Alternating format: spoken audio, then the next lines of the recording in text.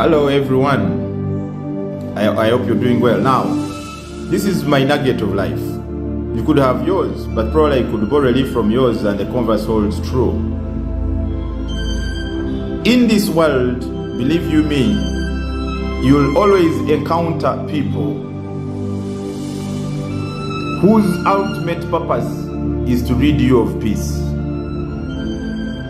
Yes, I repeat, you'll always encounter people whose ultimate objective is to rid you of your peace.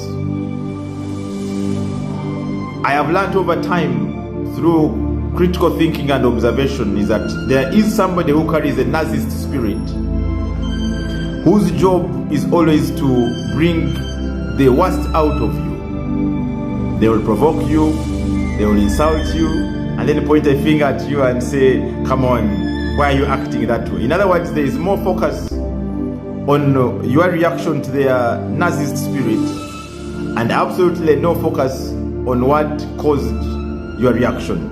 And therefore your reaction is what they go putting on a pedestal. There is what we call mental health. My brother, studies have proved that in Uganda, averagely 60% people are struggling with mental health. I saw that article in the newspaper and I was surprised. There's another one I read where they put the percentage even higher than 60%. And I'm like, wow, you mean people are struggling with mental health to this extent?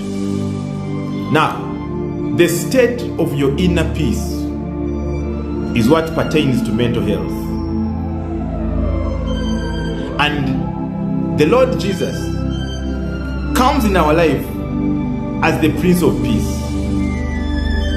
But there is a possibility of you having no peace at all, yet you confess Christ. Why? Because you have not exercised the principle of wisdom. I will give you a secret. There are situations that don't require an explanation from you. There are situations that don't require a defense from you. That's nugget number one. Not every accusation, not every perception that people have of you requires an explanation from you. Now, because you labor to explain yourself to already prejudiced people towards you, there is this person who is determined to hate you. Even if you gave them $1 million, you'll be the bad guy. It is the selfishness spirit that is governing the world. And that is why the Bible declares that in the last days, many people will faint in heart. And we are in the very last days. Guard your inner peace, my brother, my sister. Why are you always laboring to explain yourself, yet you know who you are in your conscience? There are people who see value in you, relate more with those, and then tactfully keep a distance with those who don't value you, because your mental health is also important. There is the spirit of toxicity, growth in our generation, especially in our age. Toxicity. It's too much. That's why marriages are failing. That's why relationships at work are failing. That's why there's lots of dysfunctionality in families. The spirit of toxicity. And that spirit of toxicity is embedded in a capsule called selfishness. I will hurt someone and it's okay. But when they react to how I have hurt them, then they are bad. You understand? Marriages are failing at that. I've had the experiences where you talk to people in marriage, and then when the one party is narrating their story, they will leave out, why the other party acted the way they acted. For example, I talked to a couple at one time, and the argument was that this man walks away without, and leaves food when I'm still cooking, and he goes and gets a meal in a restaurant. But she did not mention the fact that the lunch was getting ready at 4 p.m. and this guy has ulcers, and when he has not worked on a Saturday being a government worker, he's used to eating at 1 p.m. He walks out and has a meal because he feels it's going to cause a health problem.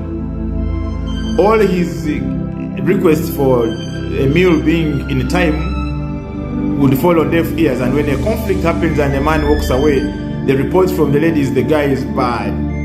He just goes away without and it leaves us cooking and doesn't eat our food. But when you go to to find out the situation further, you realize, oh, but why does a man walk away?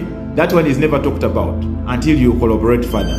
It shows you that we are in a generation where people are so determined to portray inaccurate, lopsided, prejudiced, biased opinions about a matter in a bid to appear innocent until a matter is proven deeper. It is the spirit of narcissism which births the spirit of toxicity. But both two spirits, narcissism and toxicity, are encapsulated in selfishness. Be wise. How do you maneuver? There are times when you need to hold your peace. Okay? Because when you're quiet, nobody will misquote you. Some of us talk too much. Upon an accusation, you're rushing to defend yourself. Why are you defending yourself? Sometimes holding your peace is extremely an important nugget. Number two, there are times when you need to keep a tactical distance.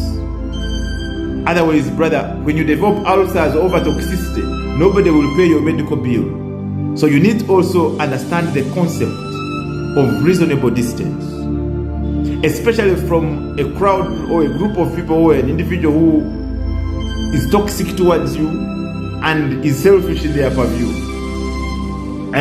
You need to be very, very careful.